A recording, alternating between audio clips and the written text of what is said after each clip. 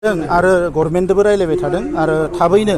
सानसे साननैनि गेजेरावनो आसाम गभर्नमेन्टआ बेवहाय जायफोरा हा गैजायै सुबुंफोर दङ बिथांमोननि थाखाय बेबस्था खालामगोन बेनि सायाव सावरायनाया जाबाय थादों आरो बिथांमोननो राङारि अनसुंथाइ होनायनि थाखायबो रायलायनाय जादों थाबैनो बिथांमोननो राङारि अनसुंथाइबो होनाय जागोन। सार गिबि मन्थ्रि बिथाङा बर'आ बे जायगानिनो थागिबि जों बिसोरनिनो हायाव थायो होखारनायनि खुनु जाहोन गैया होनना बुंनायनि उनावबो दिनै होखारनायखौ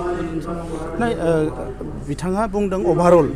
बर'फ्रा जे आसामनि थागिबि एबा भारतनि थागिबि बेखौ रावबो डिनाय खालामनो हाया बे खोथाखौनो बिथाङा बुंदों किन्तु बै जायगायाव पार्टिकुलारलि बे हाया दिनै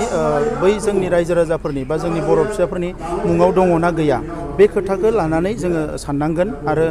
बेवहाय मोनसे गोरोन्थि जादों बिथांमोना एभेक्सन खालामनायनि सिगाङावनो सावरायनांगौमोन नटिस होनांगौमोन बेबायदि माखासे गोरोन्थिया बेवहाय जादों दा बेखौ लानानैनो सावरायगासिनो दङ आरो गिबि मन्थ्रि बिथाङानो दायो जे बिथांमोननो रां अनसुंथाइ होनांगौ बिथांमोननो गुबुन जायगायावबाबो हा होनांगौ बे खोथाफोरनि सरसाया जाबाय थादों आरो सानसे साननैनि गेजेरावनो बे जिनिसा स्पष्ट जागोन।